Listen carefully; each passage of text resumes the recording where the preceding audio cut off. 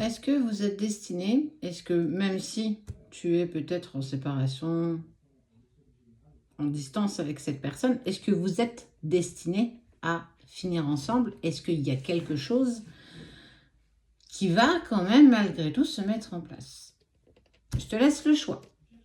Option 1, l'oracle de la triade. Option 2, l'oracle des météores.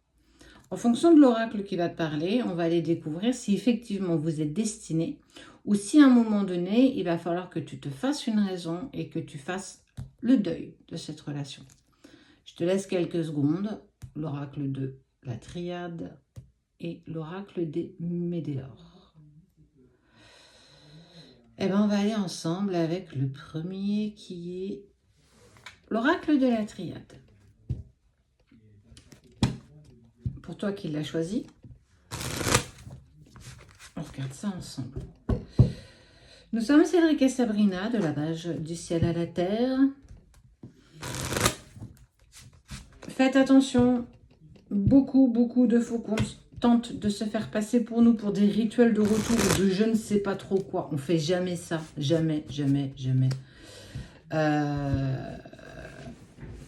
Faites attention, demandez un vocal. N'hésitez pas à nous laisser votre prénom et on vous dira le prénom en même temps. Je dis ça parce que ils tentent de se servir de nos vidéos pour récupérer une autre voix pour vous laisser un vocal. Donc, ouais, ils ont de l'imagination, donc faites attention. On essaiera d'être le plus pointilleux possible pour que vous soyez sûr que vous êtes avec la bonne personne. Oracle de la triade. Déjà, en premier lieu, on te parle d'éternité. Ça ne veut pas pour autant dire que vous êtes fait. Vous êtes destinés l'un à l'autre. Entre avancer avec quelqu'un dans une relation et que ça se termine, parce qu'elle doit se terminer, et que ce soit la personne de ta vie, c'est quand même autre chose. Eh ben, première carte, le retour. Beaucoup de lumière, de la bénédiction grâce à des clés. Ouais, tu me diras, on pourrait s'arrêter là si on voudrait. Mais non. Il y a un retour de la part de cette personne ou de toi dans sa vie, peu importe dans quel sens tu le prends. C'est un tirage général. Et tu gardes ce que tu as envie de garder. Si ça ne te parle pas, c'est ok, hein, d'accord?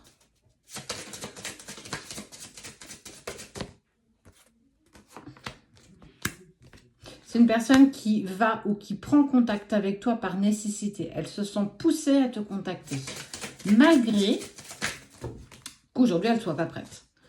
Il y a des énergies dans le passé, dans le futur, dans l'instant présent, chose qu'il n'arrive pas ou qu'elle n'arrive pas à faire ou à être.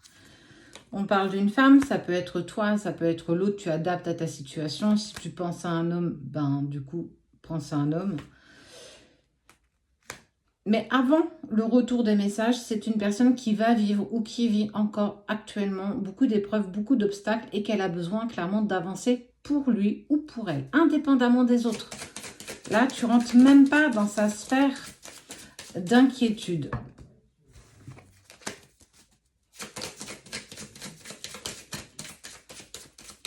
J'ai une question à te poser qui n'a strictement rien à voir avec ce que je suis en train de te dire. Quel est l'impact que tu laisses aux autres de te toucher par leurs mots MOTS qui te causent des mots MAUX? Quel est l'espace que tu leur donnes pour qu'ils puissent t'atteindre? À quel moment tu accepteras de poser tes limites, d'oser dire non pour qu'ils puissent te respecter? Je t'en fais part. N'hésite pas à me répondre en commentaire. Et ça met quelque part, alors pour le coup, c'est pas indiqué dans les cartes, mais quel est l'espace que tu laisses à cette personne de revenir dans ta vie? Pour quelle raison tu lui laisses cet espace et cette ouverture? Parce que tu es dans la dépendance affective? Parce qu'il te manque? Parce que tu sais que c'est lui? Parce que tu n'arrives pas à avancer sans lui? Ou parce que tu désires être avec lui et qu'il ne devient plus à besoin? C'est aussi une question que je te pose. Quoi qu'il en soit, cette personne, elle va profiter de cette opportunité que tu En fait, quelque part, tu as fermé la porte, mais tu laisses un peu la fenêtre entrouverte. Et quand quelqu'un décide de passer et de venir à ton contact, il va utiliser n'importe quel moyen pour avancer vers toi, pour venir à toi. Et on voit bien que cette personne, elle pense à toi. Il y a toujours eu des pensées, malgré tout ce qui a pu se passer entre vous deux. Malgré beaucoup d'incompréhension. On sent que ça a été un petit peu le bazar dans ton esprit, dans le sien. Mais il y a toujours quelque chose qui te rappelle à cette personne. Quelles sont les vraies raisons qui font qu'aujourd'hui tu penses toujours à cette personne? C'est ce que je te demandais tout à l'heure. Est-ce que c'est de la dépendance affective? Est-ce que tu l'aimes véritablement? Est-ce que ce que tu vibres pour lui est quelque chose de sincère? Ou ça vient faire écho sur une peur profonde? Peur d'être abandonné, peur d'être rejeté. J'ai plus la sensation d'abandon. Malgré des trahisons passées, d'un côté comme de l'autre. Je ne sais pas comment tu peux te positionner face à ça. En tout cas, c'est une personne qui, elle, va trouver des clés, clairement, pour avancer. Et elle sait qu'elle a sacrifié votre relation par sacrifice. Il y a le sacrifice, je sacrifie notre relation, notre histoire, toi, quelque part, parce que j'ai besoin d'une complétude personnelle. C'est là où tu vois que l'autre accepte d'être sa priorité. Quand il est sorti de ta vie, c'est parce qu'il devenait sa priorité. Et toi, à quel moment tu deviens ta priorité dans cette relation ou ne serait-ce dans ta vie? Quand, à quel moment tu vas avoir ce déclic que c'est avant tout toi que tu dois accompagner, aider et soutenir au lieu que ce soit cette personne que tu souhaites qu'elle revienne dans ta vie? Est-ce que justement son retour n'est pas conditionné à force de travail personnel que tu mets en place à tes propres moyens d'ailleurs, ça veut dire à ta petite hauteur d'humain, parce qu'on est tous à la même hauteur, peu importe qui nous sommes d'ailleurs. Quand est-ce que tu vas accepter ta complétude et que tu sois... Accepte-toi, tu es belle, tu es rayonnante, tu es bienveillante et tu peux amener à toi des situations positives.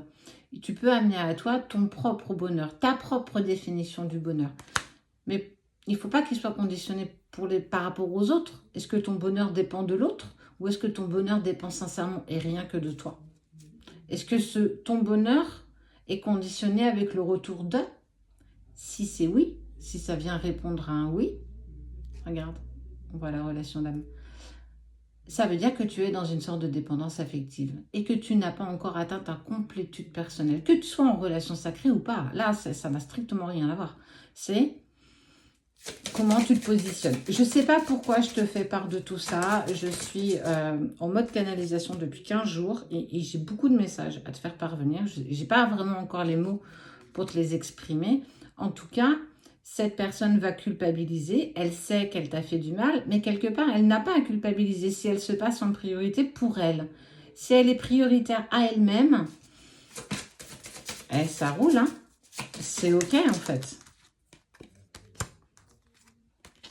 Et quand le moment sera venu, cette attirance que vous avez toujours ressentie l'un pour l'autre, oui, vous pourrez à un moment donné avancer ensemble. Alors pour savoir si c'est ton partenaire de vie, peut-être qu'il faut que tu puisses répondre à mes questions, celles que je t'ai posées juste avant. Quelles sont les conditions d'un retour? Quelles sont tes propres conditions? Pour quelles raisons souhaites-tu à nouveau cette personne dans ta vie? Est-ce que c'est conditionné parce que tu le désires, parce que tu en as envie ou parce que tu as besoin de lui?